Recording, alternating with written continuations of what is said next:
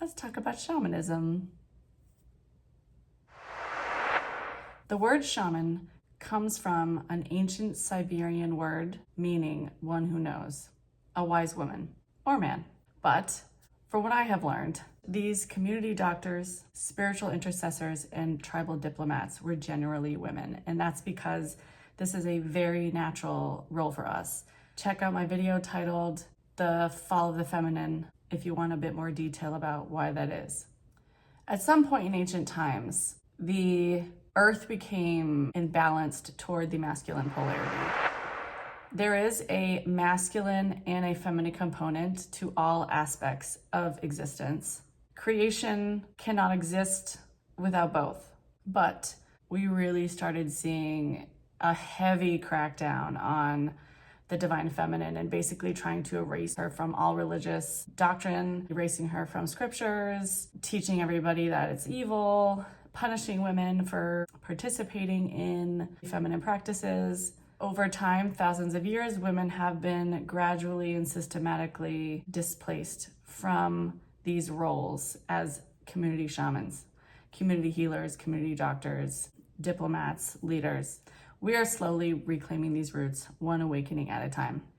Women all around the world are opening their eyes, and it's very exciting. They just popped out of the snow like daisies. If anybody knows the movie, you get a point on my non-existent roster of people who know things. Yeah, I'm talking about the movie Mulan. One of my favorite childhood movies. We are reclaiming our roles as priestesses and community healers, one awakening at a time. And each indigenous culture has their own words for these women. There are so many words. Because at one point, we were extremely important members of society. My awakening was triggered by a trip to a holy site in Scotland. But the thing is, I cannot pronounce the word for wise woman or medicine woman or shaman in Scottish Gaelic. In Irish Gaelic, they're called Manfasa. There's a lot of Irish ancestry on my mom's side, but the Scottish comes from my dad's side. Part of remembrance is making those connections to your ancestors. In English, we call these women seers, psychics, medicine women, healers, light workers, folk healers, witches, witch doctors, insert your own word here. The issue that I have with the English words, though, is they're associated with mysterious, like woo-woo pseudoscience. But in ancient times, these healers had vast medical knowledge that they could use in addition to their spiritual healing abilities.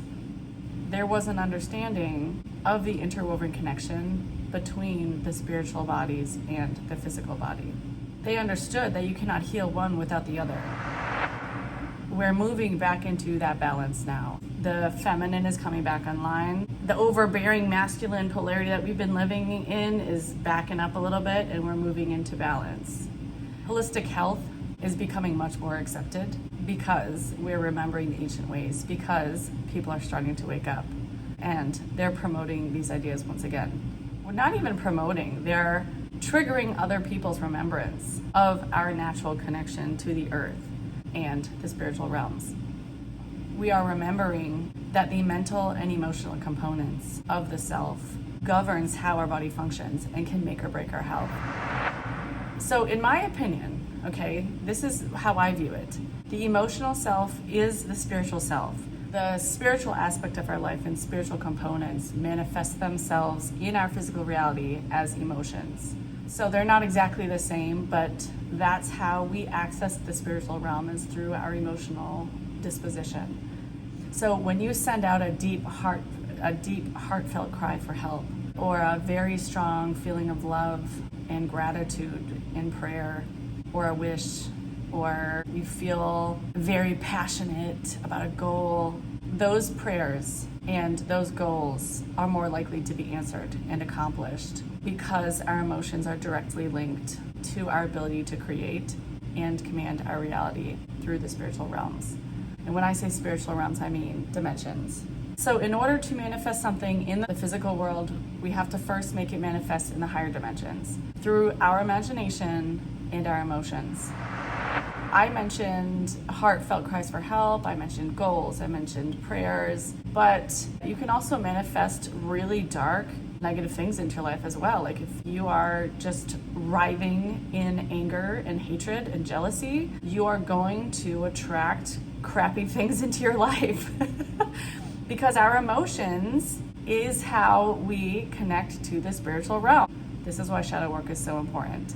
We are constantly manifesting our future and throwing things into the universe, and we have mirrored back into our life what we are putting out.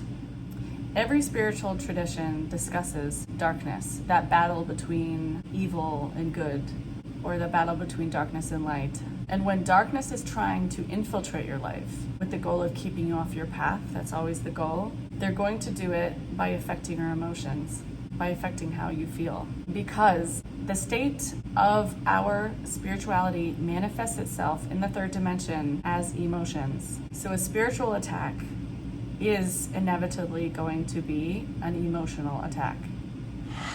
So that's all I have to say about that. A very short little blurb about shamanism. And in my next video, I'll get into my personal experience with formal training. Goodbye. And my AC turned off. Oh, perfect timing. It's like